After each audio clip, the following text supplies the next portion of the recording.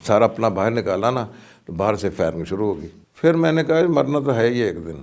میں نے پھر چھلانگ نیچے لگا دی. پھر ہوا یہ کہ وہ بم لگنے سے نا وہ مہدی مر گیا. نہ پاکستانی آرمی گئی ہے، نہ اور کسی کی، نہ شراب وغیرہ کا، سارا جھوٹ ہے. میں نے کہا یہ عجیب مہدی ہے کہ بیت اللہ کے اندر آ کر ایک آدمی اذان دیتا ہے اور جماعت بھی کراتا ہے، تو مہدی یہاں نہیں اسلحہ بانٹتا پھر رہا ہے. اسلحہ بانٹ رہا ہے. وہ مشہور واقعہ جس میں ایک جعلی امام مہدی آ گئے اور بڑا سارا معاملہ بنا، وہی موجود تھے میرا خیال.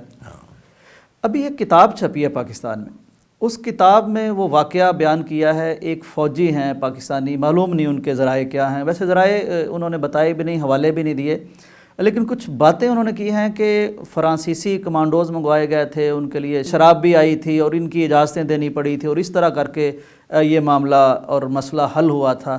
آپ وہاں چشمدید گواہ بھی ہیں، حالات بھی دیکھے، عربی بھی آتی تھی، طالب علم بھی تھے، رسائی. تو کیا واقعہ تھا اصل؟ وہ سعودیہ والے حج کے دنوں میں 4 ماہ کے لیے وہاں ٹرانسلیٹر رکھ لیتے ہیں تھانوں میں، کیونکہ وہاں بنگلہ دیشی ہیں، ہندوستانی ہیں، پاکستانی ہیں، بر صغیر کے جو آدمی ہوتے ہیں نا ان کا ترجمانی کرنی ہوتی ہے عربی میں. عربی میں ان کو اردو میں بتلانا ہے اور تھانے والوں کو ان کی عربی کر کے بتلانی ہے. تو میرے پاس بنگلہ دیش اور ہندوستان اور پاکستان کا ملک تھا. شرطۃ اجیاد تھانے میں میری تعیناتی ہو گئی، مجھے دفتر دے دیا گیا. ایک دن مجھے مدیر شرطہ نے بلایا، تھانے دار نے بلایا، کہنے لگا کہ شیخ صاحب آپ نا ایک طرف ہو جائے، آپ ادھر نہ آیا کریں، جب مہینہ ختم ہو جایا کرے گا نا تو آپ کو تنخواہ دے دیا کریں گے، آپ ادھر نہ آئیں. میں نے کہا کیا وجہ؟ اس نے کہا کہ وجہ یہ ہے کہ مکہ کے بیت اللہ کے اندر نا کچھ اس طرح کے لوگ آگے ہیں جو وہاں فائرنگ کر رہے ہیں، لوگوں کو مار رہے ہیں. ان کی شکل و صورت، شباہت، لباس، وضاحت آپ جیسی ہے. اچھا. تو یہاں ہمیں اطلاع مل چکی ہے کہ چند گھنٹوں کے بعد مکہ پر فوج نے قبضہ کر لینا ہے. یہ تھانے تھونے سارے فارغ ہو جائیں گے، یہاں بھی فوج آ جائے گی. ہم تو آپ کو جانتے ہیں لیکن وہ تو آپ کو نہیں جانتے ہوں گے، تو وہ شعبے میں آپ کو پکڑ نہ لیں، آپ کو کوئی تکلیف پریشانی نہ ہو، پریشانی نہ، آپ چلے جائیں. میں نے کہا ٹھیک ہے. میں اس سے پہلے 18 ذو الحجہ کو مولانا صاحب کو اپنی اہلیہ کو واپس وطن بھیج چکا تھا. ٹھیک. یہ 18 ذو الحجہ کے 12 دن کے بعد 1 محرم سن 1400 میں یہ واقعہ ہوا ہے. تو میں جب واپس جا رہا تھا تو میں نے کہا دیکھوں تو صحیح کہ یہ کیا، کون ہے لوگ ادھر آئے ہیں. بیت اللہ کے دروازے بند ہیں سارے، اور انہوں نے صبح کی نماز کے بعد وہ اندر آئے ہیں، جنازوں کی شکل میں اسلحہ لے کر آئے ہیں. ٹھیک. دروازوں پر جو گیٹ کیپر تھے ان کو انہوں نے پکڑ لیا اور اپنے آدمی وہاں تعینات کر دیے. اس وقت کے جو امام اور خطیب تھے نا، شیخ محمد بن عبداللہ السبیل، فجر کی نماز کے بعد ان سے کہا کہ آپ اعلان کریں کہ مہدی آ گیا ہے، اس کی بیعت کرنی ہے، اگر کس کو شک شبہ ہو تو وہ ہم سے بات کرے. وہ تقریباً 10-15 منٹ کی مزاحمت کے بعد وہ تو ان سے نجات پا کر باہر نکل گئے. میں جب تقریباً 11 بجے کا ٹائم تھا، دروازے بند ہیں، تو ایک نیچے سے دروازہ تھا جہاں سے یہ مرمتی کا سامان لے کر گاڑیاں آتی تھیں نا، میں ادھر سے اندر آ گیا. ٹھیک. اندر آنے کے بعد جو میزاب رحمت کی طرف برآمدہ ہے نا، میں وہاں گیا تو وہاں دیکھا میں نے کہ وہ سفید پوش داڑھیوں والے وہ دعائیں کر رہے ہیں، دعائے قنوت، اور رو رہے ہیں. تو میں بھی ساتھ شامل ہو گیا. شامل ہونے کے بعد جب سلام پھیرا انہوں نے، تو انہوں نے مجھے کھجوریں پیش کی اور آب زمزم پیش کیا. تو میں نے کہا کہ تم امام مہدی کا دعویٰ کر کے آئے ہو، ابھی تک تو فلاں فلاں نشانی امام مہدی کی ابھی نہیں ہے. وہ جو نبی صلی اللہ علیہ وسلم نے بیان فرمائی تھی کہ 2 قومیں آپس میں لڑیں گی، پھر ان میں سے وہ عیسائی غالب آ جائیں گے، وہ اپنی صلیب کو بلند کریں گے، مسلمان اپنا جھنڈا بلند کریں گے، پھر تیسری قوم آ جائے گی، ان سے لڑے گی. ابھی تک تو وہ واقعات نہیں ہوئے ہیں، تو اس دوران مہدی نے آنا ہے. تو یہ کیا ہے؟ مجھے کہنے لگے کہ آپ نا اندر چل جائیں. تو وہاں میزاب رحمت کے پاس وہاں آپ کو ایک اردو بولنے والا آدمی مل جائے گا، آپ اس سے بات کریں. میں جب وہاں گیا تو جو حتیم ہے نا، حتیم کی دیوار پر وہ بیٹھا ہوا تھا. اس نے نیلے رنگ کا سوٹ پہن رکھا تھا اور میگزین ایک ادھر کراس کر رہا تھا، ایک ادھر سے میگزین، 2 پسٹل اس کے دائیں بائیں. تو وہ اب لوگوں کو کہہ رہا تھا کہ اب پاسپورٹ کی ضرورت نہیں پڑے گی، ویزے کی ضرورت نہیں پڑے گی، اوپن آنا جانا ہوگا، اب یہ پابندیاں ختم ہیں۔ چند دن کے بعد مہدی کامیاب ہو کر باہر نکلے گا، اب کھلا اجازت ہوگی آنے جانے کی۔ میں نے ان سے کہا کہ مجھے یہ اعتراض ہے، آپ اس کا مجھے جواب دیں۔ ٹھیک، وہ مجھے کہنے لگا کہ آپ جائیں مکبری، جہاں اذان دی جاتی ہے نا، وہاں محمد بن عبداللہ المہدی وہاں ہے، آپ جو ان ان کا سے سرگنا تھا، سرگنا جس کو مہدی بنا کر لایا، سرگنا اور تھا، سرگنا تھا جو ہے ماسٹر مائنڈ اور تھا، ہاں وہ جو ہے یہ سب اس کے مطلب کہ ہاں اس کو انہوں نے استعمال کیا تھا۔ استعمال کیا ہے۔ میں جب وہاں گیا تو وہاں کے حارث نے کہا کہ آپ نے کدھر جانا ہے؟ میں نے کہا میں نے اس سے ملنا ہے۔ وہ مجھے کہنے لگا کہ وہ تو اسلحہ تقسیم کرنے کے لیے میناروں پر چڑھا ہوا ہے نا، تو آپ ذرا ٹھہر کے آ جائیں۔ میں وہیں لیٹ گیا، ظہر کی اذان ہوئی، جماعت بھی اس نے کرائی۔ میں نے کہا یہ عجیب مہدی ہے کہ بیت اللہ کے اندر آ کر ایک آدمی اذان دیتا ہے اور جماعت بھی کراتا ہے، تو مہدی یہاں نہیں اسلحہ بانٹتا پھر رہا ہے۔ اسلحہ بانٹ رہا ہے۔ پھر میں نے اس کو پوچھا بھی آیا نہیں؟ کہتا بھی نہیں آیا۔ عصر کی اذان بھی اسی طرح ہوئی، جماعت بھی کرے، کیوں نہیں آیا؟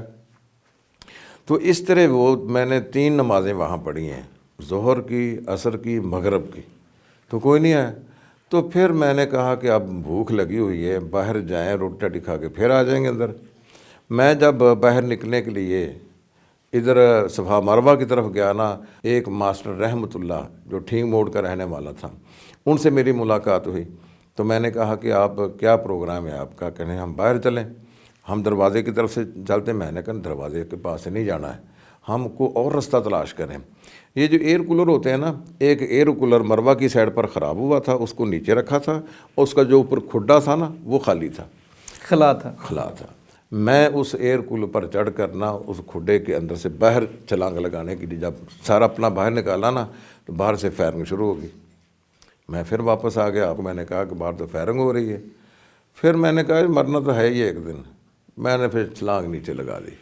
پھر میرے پیچھے اس وقت پھر مجھے نہیں پتا کہ وہ میرے ساتھی کدھر گئے ہیں، تو میں اپنا رومال اتار کرنا اس کو بنا کرنا تو اپنی یہ بغل میں لے لیتا۔ تو وہ ایک عربی کہنے لگا شوف عندہ مسدس، دیکھو اس کے پاس پستول ہے۔ تو میں نے اس رومال کو جھاڑ دیا۔ میں نے کہا تو کیا کہتا ہے؟ وہ کہنے لگا انا امزح، میں مذاق کر رہا ہوں۔ یہ مذاق کا موقع تو نہیں تھا۔ تو اس طرح نہ وہ حرم کا واقعہ ہوا ہے۔ پھر انہوں نے 15 دن وہ قبضہ کیا ہے، پاکستانی فوج نہیں گئی وہاں، نہ کوئی دوسری فوج گئی ہے وہاں۔ انہوں نے کئی پروگرام بنائے تھے ان کو خالی کرنے کے لیے۔ ایک یہ بھی تھا کہ ہم ہوائی حملہ کریں، ہوائی فائرنگ کریں، لیکن اس کے لیے نہ پیچھے سے مکہ کی آبادی کو خالی کرنا تھا۔ پھر ہوا یہ کہ وہ بم لگنے سے نا وہ مہدی مر گیا۔ جب مہدی مرا ہے نا، بم کہاں سے آیا؟ کچھ رستہ ملا ہوگا نا سعودی عرب، یعنی اس کا مطلب سعودی حکومت خود ایکشن میں آئی، ہاں، اور ان کی کارروائی کے نتیجے میں کارروائی کے لیے بم پھٹا اور وہ مہدی مرا۔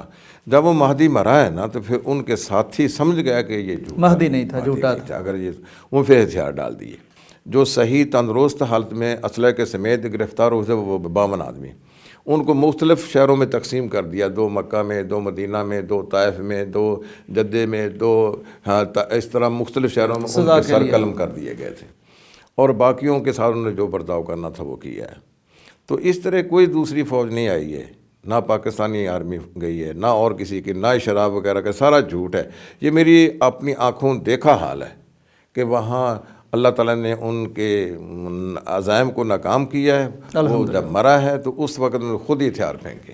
مفتی صاحب آپ کا کیا خیال ہے اس کے پیچھے کیا تھا؟ جہالت تھی، نادانی تھی، کوئی منصوبہ تھا، کوئی طاقت تھی، کیا تھا اس کے پیچھے؟ یہ تھا کہ جو حیمان تھا نا وہاں، جیسے ہمارے ہاں جاں باز فورس ہے نا، وہاں ایک تنظیم تھی الحرس الوطنی اس کا نام تھا۔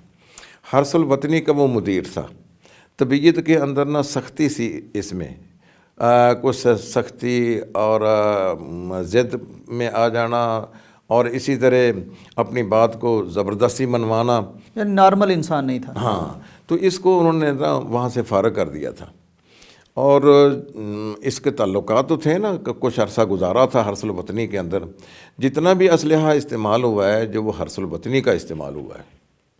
انہوں نے پھر پہاڑوں میں نکل گئے ہیں باہر، وہاں جا کر ٹریننگ شروع کی ہے، ٹریننگ دی اپنے ساتھیوں کو، لوگوں کو، اور پھر خواب لوگوں کو آئے ہیں کہ ہم مہدی کا ظہور ہو چکا ہے. یہ آدمی تھا جس کا ہمیں خواب میں نظر آیا.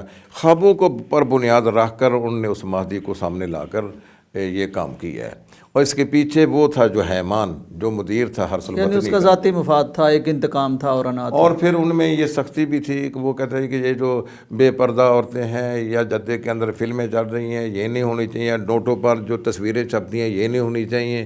وہ اس طرح کی وہ خفیہ طور پر لٹریچر حکومت کے خلاف پھیلا رہے تھے اور اپنے ساتھیوں کو مسلح ٹریننگ بھی دے رہے تھے. تو یہ وہ واقعات بنے ہیں. کوئی باہر کی تنظیم نہیں تھی، کسی نے ایسا نہیں کیا ہے. وہی ایک آدمی تھا ماسٹر مائنڈ، اور اس نے ہی یہ سارا کام کیا ہے.